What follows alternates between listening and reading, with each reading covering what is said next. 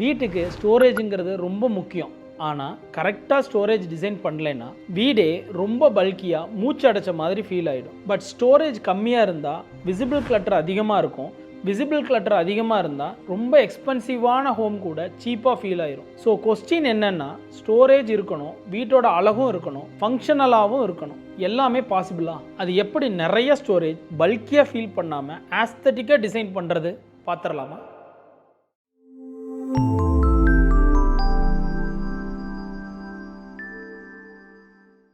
ஸ்டோரேஜுக்கு ரெண்டு விஷயம் முக்கியம். ஒன்று பிரின்சிபிள், இன்னொன்று creative ways to build storage that look premium. First principle. அவசியம் இருக்கிற ஸ்டோரேஜ் வைக்கலைனாலும் தப்பு, அவசியம் இல்லாத ஸ்டோரேஜ் வைக்கிறதும் தப்பு. இந்த ஒரு பிரின்சிபிளை நிறைய பேர் மறந்துடுறாங்க. நிறையா வச்சாதான் ஸ்டோரேஜ்னு நினச்சிக்கிறாங்க.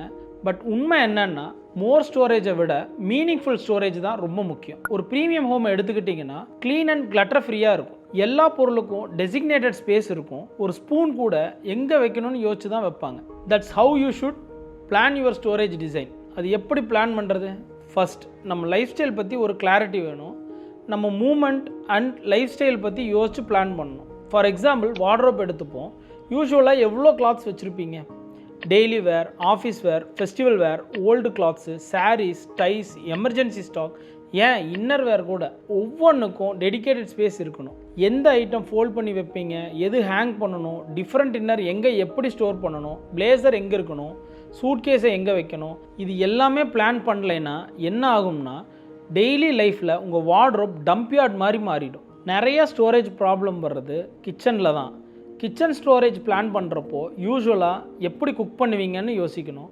லெஃப்ட் ஹேண்ட் யூஸ் பண்ணுவீங்களா, ரைட் ஹேண்ட் யூஸ் பண்ணுவீங்களா, உங்கள் ஹைட் எவ்வளோ, ஸ்பைசஸ் எங்கே இருக்கணும், கிராசரிஸ் எங்கே இருக்கணும், எக்ஸ்ட்ரா கிராசரிஸ் எங்கே ஸ்டோர் பண்ணணும், ஃப்ரிட்ஜை எப்படி யூஸ் பண்ணுவீங்க, டெய்லி யூஸ் பண்ணுற யுட்டென்சில் எங்கே வைக்கணும், ரேர் ஐட்டம்ஸ் டாப்பில் எப்படி ஸ்டோர் பண்ணணும், appliances storage, mixie, grinder, coffee machine, toaster, இந்த மிஷின்ஸ் எல்லாம் ஓப்பன் கவுண்டரில் வச்சுருந்தா வீடு பாத்திர கடை மாதிரி ஆயிரும். இதை எப்படி கன்சீல்டாக வைக்கலாம், அதோட அசசரிஸ் எங்கே வைக்கலாம், வீட்டில் நம்ம அடிக்கடி யூஸ் பண்ணாத பட் தேவைப்படுற பொருட்கள் என்ன, அதெல்லாம் எங்கே ஸ்டோர் பண்ணி வைக்கலான்னு, இப்படி everything in your home has to have a dedicated space.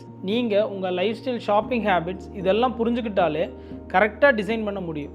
And think Chera Chera declutter பண்ணிட்டீங்கன்னா டிசைன் பண்ண space will fix the storage problem. Second, நம்ம யோசிக்க வேண்டியது என்ன மெத்தடில் இந்த பிரின்சிபலை எக்ஸிக்யூட் பண்ண முடியும் ஸோ தட் ஸ்டோரேஜும் கிடைக்கும், அதே சமயம் ப்ரீமியமாகவும் தெரியும். ஒரு 4 கிரியேட்டிவ் ஸ்டோரேஜ் ஐடியா பார்க்கலாம்.